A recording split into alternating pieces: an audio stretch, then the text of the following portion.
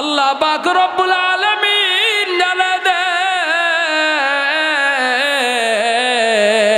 এরপর তোর মাথাটাকে বানায় দিলাম, মাথার ভিতরে মগজ দিয়ে দিলাম, গিলু দিয়ে দিলাম। তুই দুনিয়ার জমিনে চলবি, কোনটা ভালো কোনটা খারাপ অবশ্যই অবশ্যই বুঝতে পারবে। এরে মানুষ, মাথার ভিতরে সুন্দর একটা কমপ্লিটলি একটা কপাল বানায় দিলাম। এই কপালটা আমি আল্লাহ পাক রব্বুল আলামিন বানিয়েছে, অনেক আদর করে বানিয়েছে, আমার কুদরতি হাত দিয়া বানিয়েছে। কারণ কিসের জন্য? এই কপাল দিয়ে আমি আল্লাহ পাক রব্বুল আলামিনের ইবাদত বন্দেগী করবে। এই কপাল দিয়ে আমি আল্লাহ তাআলাকে সাজদা দিবে। এই কপাল দিয়ে কোনো মানুষের সামনে সাজদা দিবি না, কোনো মাজারে গিয়ে সাজদা দিবি না, কোনো বাবার দরবারে গিয়ে সাজদা দিবি না, কোনো নেতা খেতার সামনে গিয়ে মাথাটাকে নত করবি না। সুবহানাল্লাহ। যেমন করে মাথা নত করে না, এত বড় ক্ষমতাশীল হওয়ার পর ফেরাউনের আপন স্ত্রী হয়ে আসিয়া রাদিয়াল্লাহু তাআলা আনহা ফেরাউনের কাছে মাথা নত করে না। এরে মানুষ, একজন সামান্য মহিলা হয়ে ফেরাউন এত বড় ক্ষমতাশীল হওয়ার পরেও তার কাছে মাথা নত করে না। আসিয়া যে অনেক বড় আলেম ছিল, আলেমা ছিল, বিষয়টা এমন নয়। আসিয়া যেদিন থেকে মুসা আলাইহিস সালাতু ওয়াস সালামকে কোলে পিঠে করে বড় করে দিয়েছে, ওই দিন থেকে আসিয়া রাদিয়াল্লাহু তাআলা আনহার মনের ভিতরে কেন যেন শুধু সারা দিতেছিল, এইটাই হবে মুসা কালিমুল্লাহ। সুবহানাল্লাহ। কারণ ওই দিনই বুঝছিল, যেই দিন ঠাড়ায় একটা ছটকনা দিছিল না। এই আলোচনা শোনেন নাই নাকি? যুক্তিবাদী সাহেবের মুখ থেকে এই আলোচনা শুনতে শুনতে কান টান একবারে ঝালাফালা। সহি নাকি গলত? সহি। এমন বন চটকনা মারলো, আসিয়া কয় এই সামান্য বাচ্চার চটকনা খায় তোমার এই অবস্থা হয়ে গেল। কয় চটকনা তো আমি খেয়েছি, তুমি তো খাও নাই। আমি খেয়েছি, তুমি খাও নাই। আসিয়া মনে মনে খুশি এরে ফেরাউনের সামনে কেউ কথা বলতে না, এমন জোরে জোরে বন চটকনা দিয়ে দিল। আসিয়া ওই দিনই তো বুঝতে পেরেছিল এই তো হবে কালিমুল্লাহ, আল্লাহ পাক রব্বুল আলামিনের পয়গম্বর। সুবহানাল্লাহ। যেই দিন নবুয়ত নাজিল হয়ে যায়, আসিয়াকে যখন মুসা পয়গম্বর দাওয়াত দিয়ে দেয়, দ্বীনের দাওয়াত দিয়ে দেয়, আসিয়া জানে দে তোমাকে আমি নিজের হাতে কুলে পিঠে করে বড় করেছি, এমনি বড় করি না। এই দিনের আশাই ছিলাম কবে কোন দিন তুমি তাওহীদের দাওয়াত দিয়ে দিবা, আমি গ্রহণ করে নিব। আর আমাদের জামানার আম্মাজানরা হইলে কি করতো? আমরা তারা বাড়িতে নাই, কেমনে ইসলাম গ্রহণ করি? হ্যাঁ, আমরা তারা বাড়িতে নাই, কেমনে নামাজের ভিতরে দাঁড়াই? আছে না নাই? আছে না নাই? বাড়িতে নাই, কখন জানি চইলা আসে ক্ষেত খামার থেকে, আজান হয়ে গেছে, আসলে খাবার দিব, তারপর নামাজ পড়ব। আছে না নাই? আছে না নাই? কারে গুরুত্ব? স্বামীরে গুরুত্ব দেয়। কারে?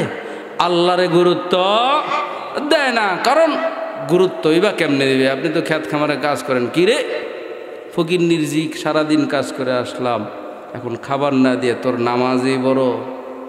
আছে নাকি নাই এমন পুরুষ? আছে নাকি নাই? সিলেটে নাই, ঢাকা শহরে অভাব নেই। ঢাকা শহর অভাব নাই।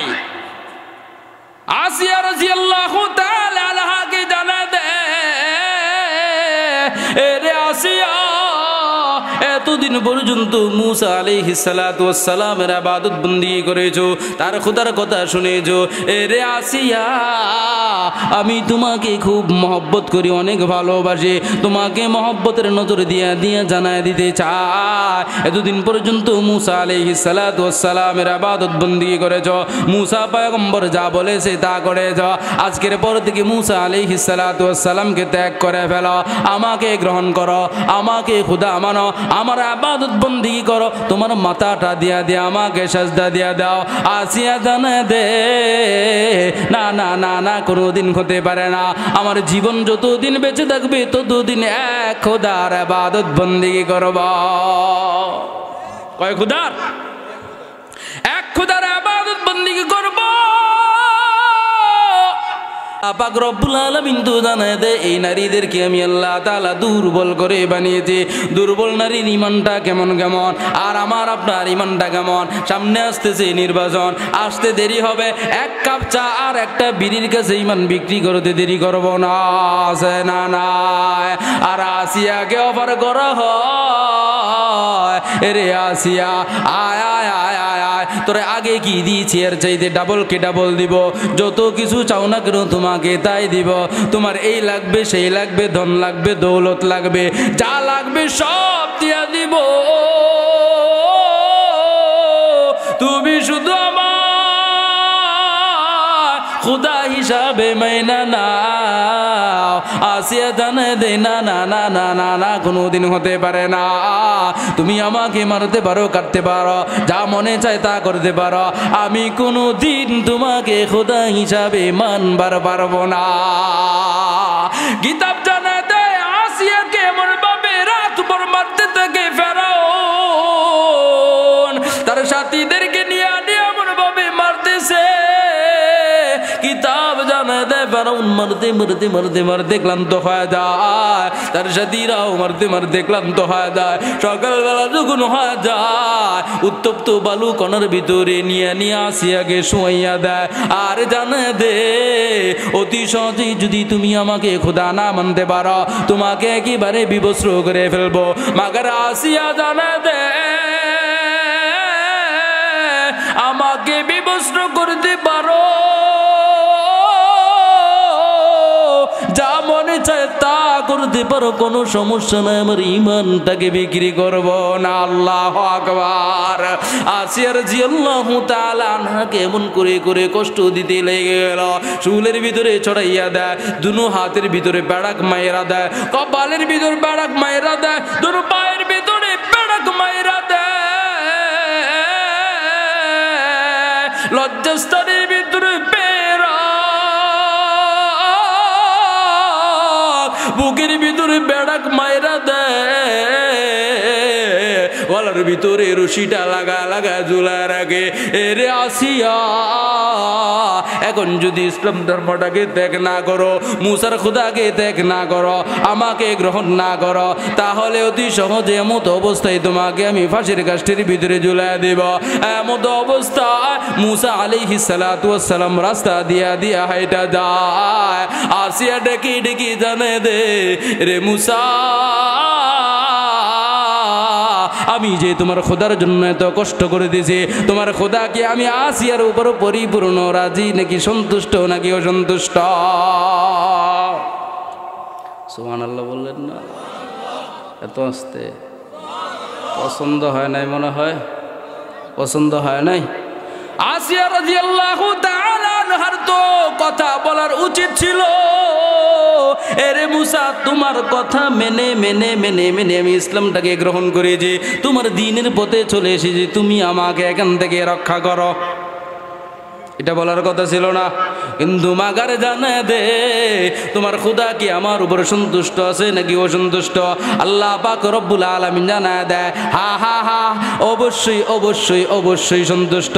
আল্লাহ পাক রব্বুল আলামিন জানা দেয়, ওয়াদারাবাল্লাহু মাসালাল লিল্লাযীনা আমানু ইমরাআতা ফিরআউন। আল্লাহ পাক রব্বুল আলামিন পৃথিবী বেশিকে জানায় দেয়, এরে পৃথিবীর মানুষ, আমার আসিয়ার দিকে তাকায় দেখস না, আমার আসিয়াকে তোদের জন্য রোল মডেল বানায় দিলাম। ঈমান কেমন করে করে হেফাজত করতে হয়, আমার আসিয়ার দিকে তাকাও না। আমার আসিয়ার উপর দিয়া মার যায়, কাটা যায়, ইজ্জত যায়, সব যায়, জানটা চলে যায়, এরপরে আমার আসিয়া ঈমান বিক্রি করে না। আর তোমাদের কি অবস্থা? আমি আল্লাহ পাক রব্বুল আলামিনকে এক বাউল গালি দেয়, তোমরা তো কষ্ট পাও না, বরঞ্চ আবার বাউলের পক্ষ নিয়ে নিয়ে কথা বলো।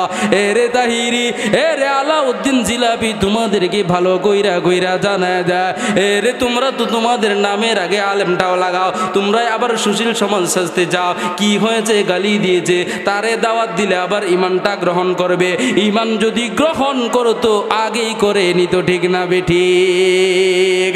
পুলিশ তো উপকার করেছে এই আবাল সরকারকে। আমি আবুল সরকার বলি না, এই আবালের বাচ্চাকে পুলিশ গ্রেফতার করেছে। পুলিশ তো এর হেফাজতের দায়িত্ব নিয়ে নিয়া গ্রেফতার করে করে জামায় আদর করতেছে। যদি জেলখানার বাহিরে থাকতো আম জনতা, তাওহীদি জনতা জুতার বাড়ি পিটাইতে পিটাইতে হত্যা করতো, ঠিক না বেঠিক? আমার রবকে গালি দেয়, যেই রবের জন্য দুনিয়ার জমিনে এসেছি। রব কথা বলার শক্তি দিয়েছে, রব আমাকে 3 বেলা নয়, যখন ক্ষুধা লাগছে তখনই খাওয়াচ্ছে, সেই রবকে গালি দিব। আর তোমরা সুশীল সমাজ সাজবা যে এদেরকে বুঝাইলেই তো মুসলমান হয়ে যায়। কথা মনে হয় বুঝেন না? এরা এখন উক্তি এনেছে কেটে কেটে কেটে কেটে। কি আমির হামজা সাহেব একটা কথা বলছে, কি বলছে? কোরআনের 63 জায়গায় ভুল। ঘটনা একটা টানতে গিয়া এক ইহুদির কথা বর্ণনা করতে গিয়ে উনি বলেছেন কোরআনের 63 জায়গায় এই ইহুদি নাকি ভুল ধরছে। এই কথাটা কেটে কেটে এটার দলিল দিচ্ছে যে আমির হামজাও তো কোরআনের ভুল ধরছে। কই তার বিচার করলা না? কার সাথে কি চিন্তা করছেন? চিন্তা করছেন? আল্লাহ পাক রব্বুল আলামিন জানায় দেয়, তোরা কি আমি আল্লাহ পাক রব্বুল আলামিনের কাছে আসবি না? ওই দিন আমি আল্লাহ পাক রব্বুল আলামিন এমন ভাবে সাইজ করব পালাবার রাস্তা পাবি না, ঠিক না বেঠিক? আল্লাহ পাক রব্বুল আলামিন জানা দেয়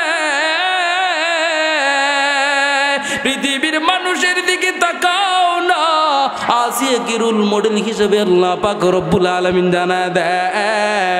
হা অবশ্যই অবশ্যই তোমার উপর খুশি যে আসিয়া আল্লাহ পাক রব্বুল আলামিনের উপর জানা দেয়, ইয ক্বালাত রাব্বি বিনিলি বাইতাকা, ইয ক্বালাত রাব্বি বিনিলি ইনদাকা বাইতান ফিল জান্নাহ। আল্লাহু আকবার। আসিয়া আল্লাহ পাক রব্বুল আলামিনের কাছে দোয়া করে, ও গো আল্লাহ,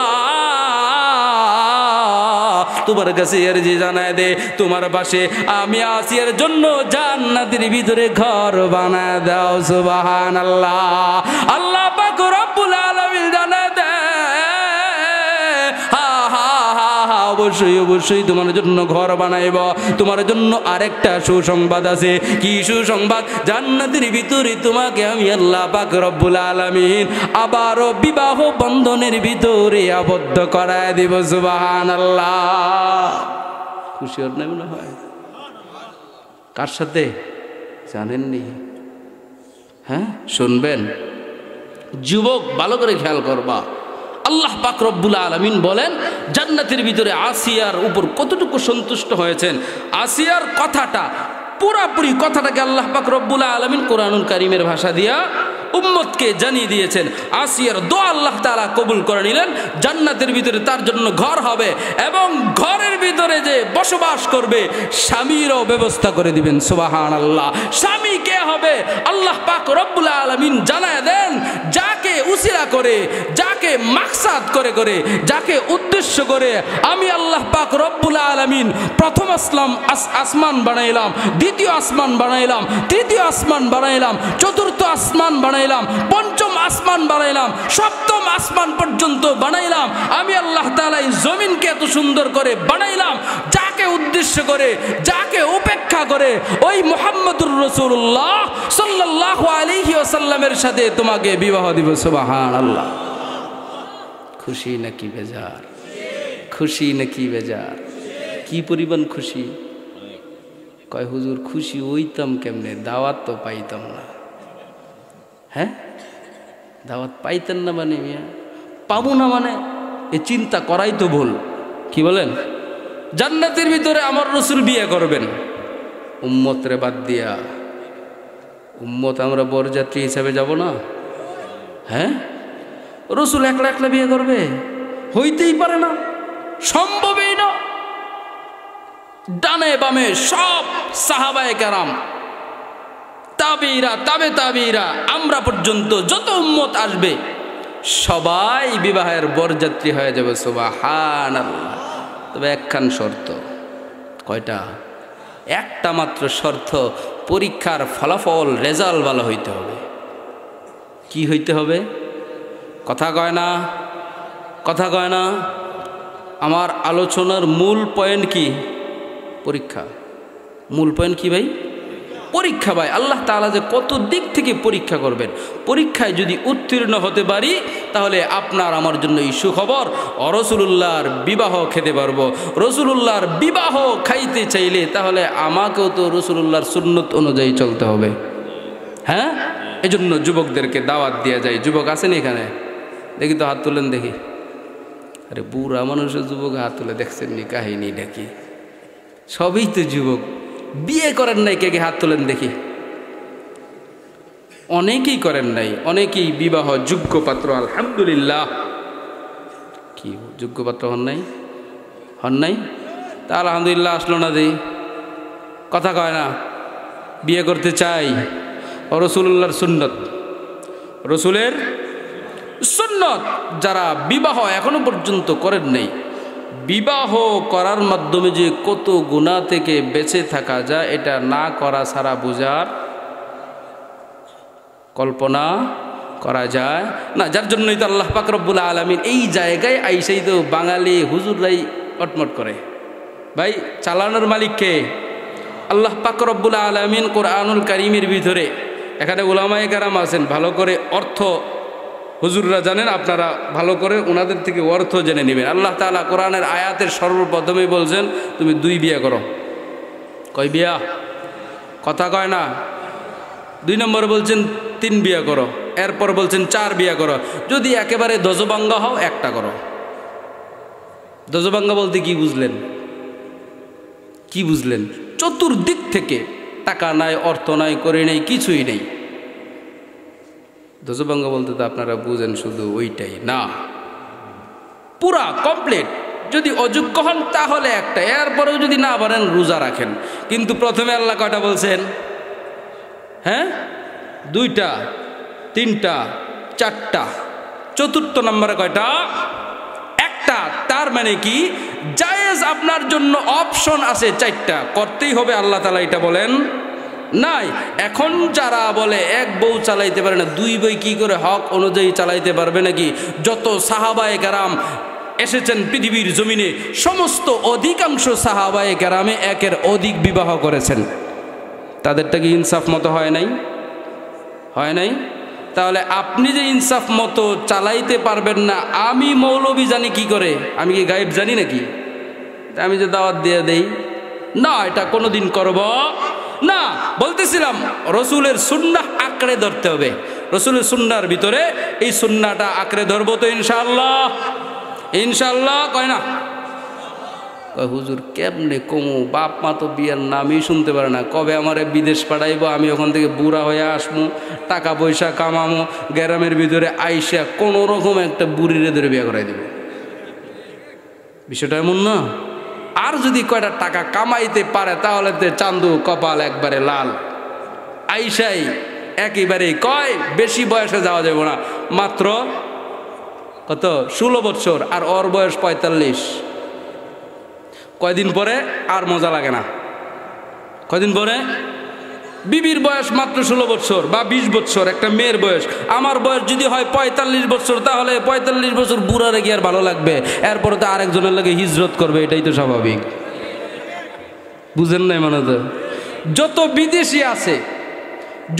বিদেশি আছে বাংলাদেশের ভিতরে 99% বিদেশির বউরা পরকীয়া করে না? কারণ কি? কারণ কি?